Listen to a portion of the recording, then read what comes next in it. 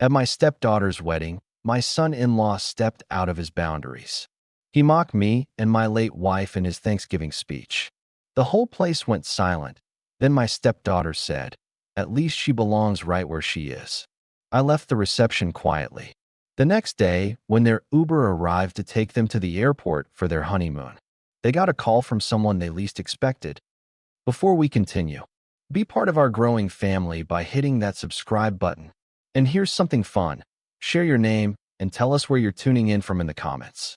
We might feature you with a shout out in our next video, because your support truly means the world to us. Now, let's proceed. My name has never been the one spoken with reverence. Not at school plays, not at graduations, not even at the dinner table when stories of real dads came up. I was always the man who stepped in after her father was gone, the one who married her mother and stayed when the world expected me to drift away. Some call me patient, others call me stubborn.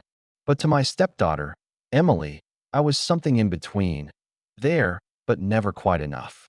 That night, at her wedding, I sat quietly at the second row.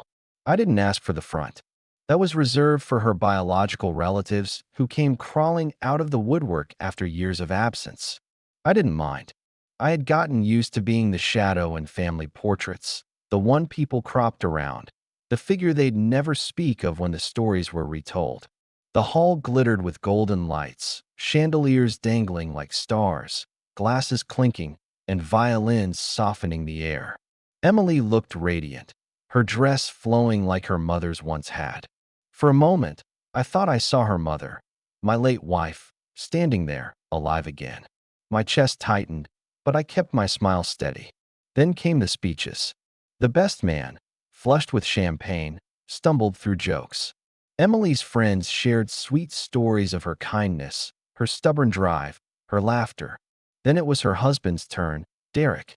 He took the microphone with the swagger of a man who believed the room existed to applaud him. He began charmingly enough, thanking guests, laughing about how long it took Emily to say yes. People smiled, nodded, raised glasses. And then he shifted. "You know, some people in this room probably wonder how I won her heart," he said, grinning wide. "I'll tell you, it wasn't by pretending to be something I'm not. Some folks, they like to step into shoes they were never meant to fill.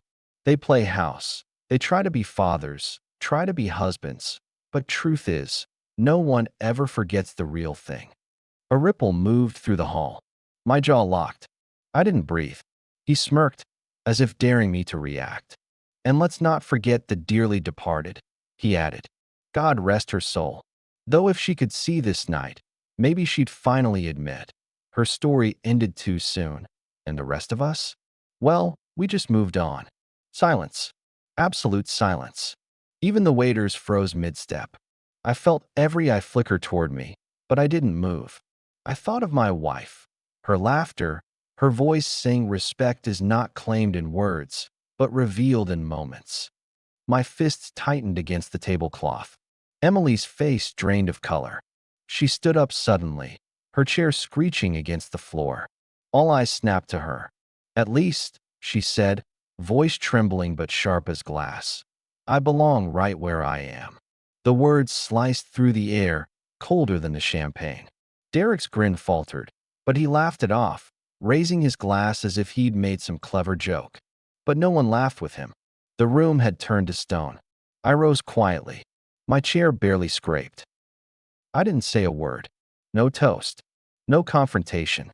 I simply walked toward the doors, each step measured, each breath steady.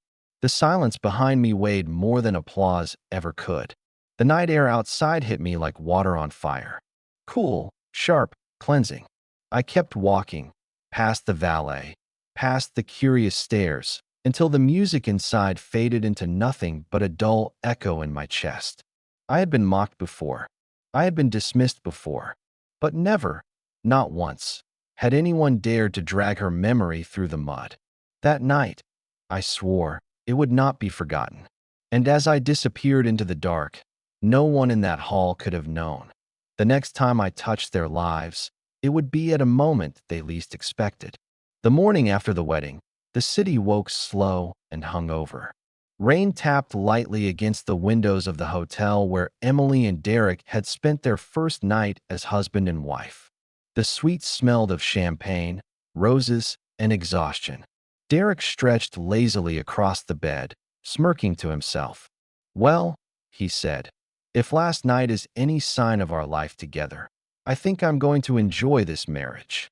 Emily sat at the vanity, brushing her hair. Her eyes, though, weren't soft. They were tired, restless, carrying something Derek didn't notice. She hadn't spoken much since the reception, not after what he'd said. She forced a smile, her reflection barely convincing. "We should get downstairs. The Uber will be here any minute." Derek waved a hand. "Relax, babe. We're flying to paradise. Nothing can touch us now." But as he said it, his phone buzzed. Once, twice, then again, persistent. He frowned, reaching for it on the nightstand. "Who the hell's calling me this early?" Emily glanced over, uninterested, until she saw the name on the screen. Her breath caught. The brush slipped from her hand and clattered to the floor. Derek squinted at the caller ID, then barked a laugh. Why would they be calling me?" Emily's voice trembled. "Answer it." "Why?" he scoffed. "This has to be some mistake." Her tone sharpened, cutting through his arrogance. "Derek, answer it." He rolled his eyes, but swiped to accept, pressing the phone to his ear. "Yeah? Who's this?" At first, only silence. Then a voice came through, low, steady, unshaken. "Derek, Emily, this is Margaret's brother." Emily gasped, clutching the edge of the vanity for balance.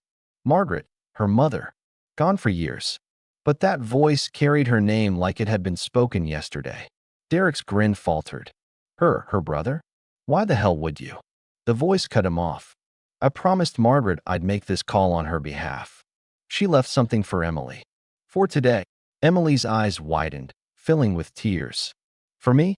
she whispered, barely audible. "Yes," the voice said gently. "She wrote you a letter. She recorded something, too. She wanted it given to you on your wedding day. And your stepfather, he's kept it safe all these years." The room froze. Even Derek, ever the loudest in any room, was speechless. "She wanted me to wait until the right time," the voice continued. "Last night, that time came." Emily's heart hammered. The words wrapped around her like her mother's arms, long lost, but suddenly near.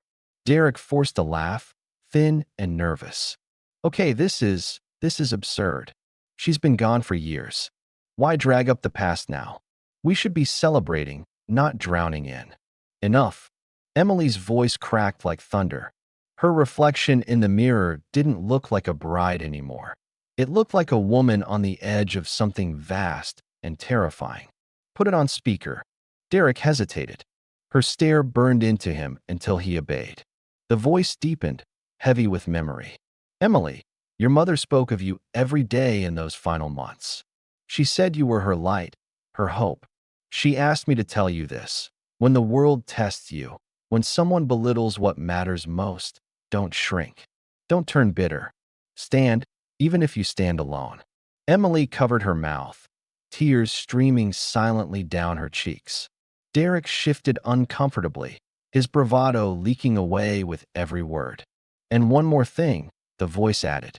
She said, "If Emily is ever made to feel small on her wedding day, let her know that the one who stood in my place, her stepfather, is the one who carried her farther than anyone else." The air in the room shattered.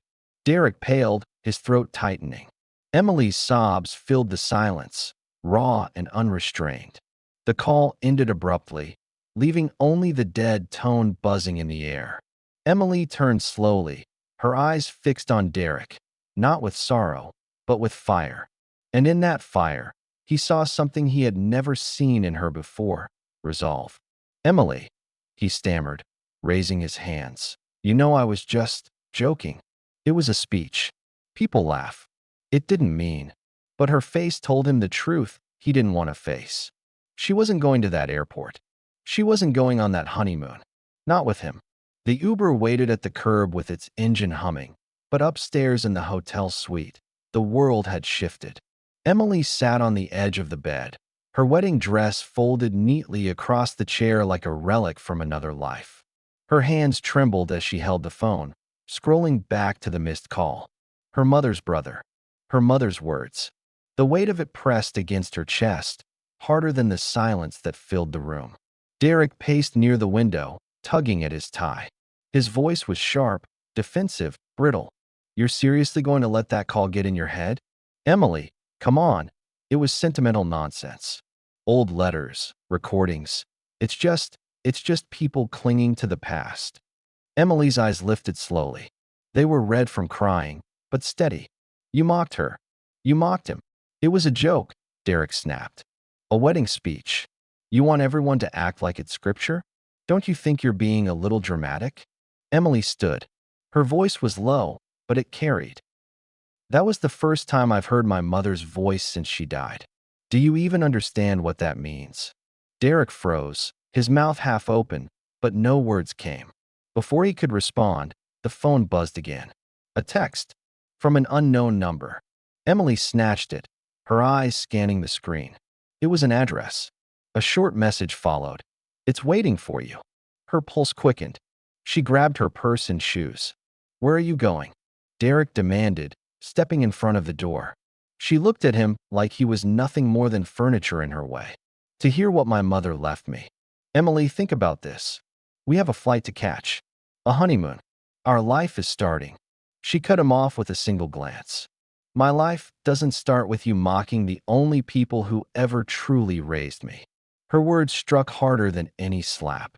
Derek's face twisted, half in anger, half in disbelief. He reached for her arm, but she pulled away with a force that surprised even herself. Minutes later, the Uber meant for their honeymoon carried Emily across the city instead, Derek silent in the back seat, clenching his fists like a child denied his toy. The car stopped in front of a small law office. The kind of place with fading gold letters on the door and curtains drawn against the morning sun. Emily's heart raced as she stepped inside. A man in his 60s greeted her in the lobby, calm, solemn, familiar. Her uncle. He looked at her with a mix of sorrow and pride. She knew this day would come. Emily's knees weakened, but she nodded. "I need to hear it." He guided her into a private office. On the desk sat a small box, worn at the edges. Inside was a sealed envelope, yellowed slightly with time, and a USB drive marked in her mother's handwriting. For Emily. Emily's hands shook as she lifted the letter first. She broke the seal carefully, unfolding paper that carried not just words, but the scent of lavender her mother used to keep in drawers. The letter began simply, "My Emily, if you are reading this, it means you've found love. It means life has carried you into a future I cannot walk beside you in. But know this, I am with you." Tears blurred the ink, but she kept reading. The words spoke of pride, of encouragement, of strength. And then they shifted, sharper. "Be wary of those who mock what they do not understand. A man who belittles the dead will never honor the living. Choose carefully who walks beside you." Emily's breath caught.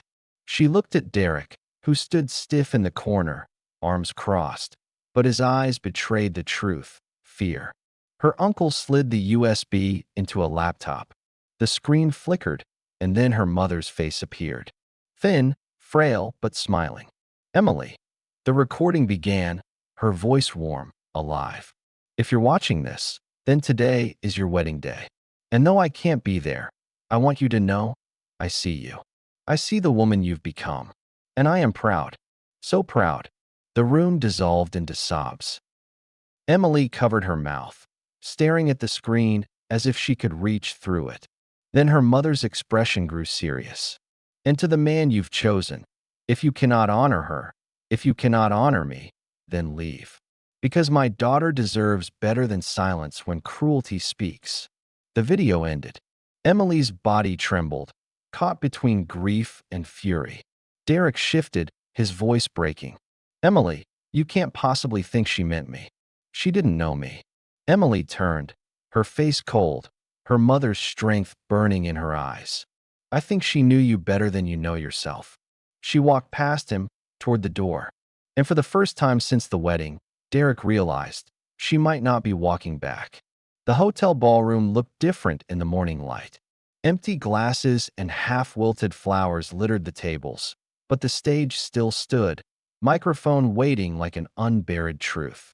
Family members who hadn't yet left town had gathered again, some for brunch, some for gossip, all still whispering about the silence that ended last night's celebration. Emily walked into that silence, her footsteps steady, her eyes red but resolute. Derek trailed behind her, pale and agitated, muttering half-hearted excuses. He looked less like a groom now and more like a man dragged before a jury. Conversations died as she reached the center of the room. Heads turned, forks clinked against plates, and all at once, the people who had witnessed Derek's speech the night before realized this was no ordinary brunch. Emily lifted a glass of water, not champagne. Her voice wavered for only a second before finding strength. Last night, she began, a moment was stolen from me. A moment that should have been filled with joy and honor was turned into mockery. And I stayed silent. I thought I had no voice left to defend what mattered most. She glanced toward her stepfather, seated quietly in the back, his eyes fixed on the table. He hadn't wanted to come. He hadn't wanted a scene. But she had insisted. Her voice rose. But today, I heard my mother's voice again.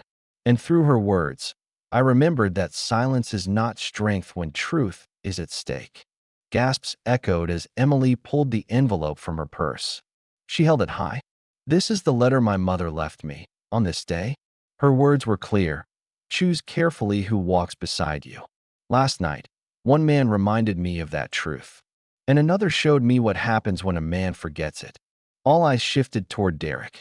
His face flushed crimson. "Emily, don't," he hissed. But she spoke louder. "Derek mocked my stepfather. He mocked my mother. And in doing so, he revealed who he truly is. I can forgive many things, but not that." The room pulsed with silence, thick and sharp. Then Emily turned, her gaze locking on her stepfather. Her voice softened. "You never asked for recognition. You never demanded the title of father. But last night, I finally understood. You've been the one carrying me all along." The glass in her hand trembled, but she lifted it higher. "So today, I raise my final wedding toast. Not to a husband who failed me before our marriage even began, but to the man who stood by my mother and then by me. To the man who knew when to be silent and when to let her voice speak louder than his own. To the man I am proud to call my father." The room erupted, not in applause, but in something heavier. Tears. Nods. The kind of silence that wasn't empty but full, reverent. Her stepfather lifted his head at last, his eyes wet. He didn't raise a glass. He didn't need to. His presence was enough. Derek stumbled forward, his voice cracking. "Emily, you can't just throw this away. We're married. We have vows, papers, witnesses." Emily cut him off, her tone final. "What good are vows if the man who spoke them has no respect for the people who made me who I am?" He opened his mouth to protest, but the room itself seemed to reject him. Every eye turned cold, every chair shifted away. For the first time, Derek was not the center. He was the shadow. Emily set the glass down gently, her hands no longer trembling. "This marriage ended before it began. And if I have to start my life today without you, then so be it. Because I will not dishonor the ones who gave me strength." She turned her back on him, walked toward her stepfather, reached out her hand, and when he stood beside her, the room understood. The real union celebrated that weekend was not one of paper and rings, but of blood, memory, and respect. Derek stormed out, muttering curses under his breath. No one followed him. Emily lifted the letter once more, her voice steady. "My mother was right. Respect doesn't demand the last word. It waits, and when the time is right, it speaks." The glass clinked gently as she set it down. And for the first time since her mother's passing, Emily felt at peace. Not because she had found love in a husband, but because she had found truth in a father. Thank you so much for watching. If you enjoyed this story, Don't forget to hit that subscribe button and help us reach our first 1,000 subscribers. Your support means the world to us.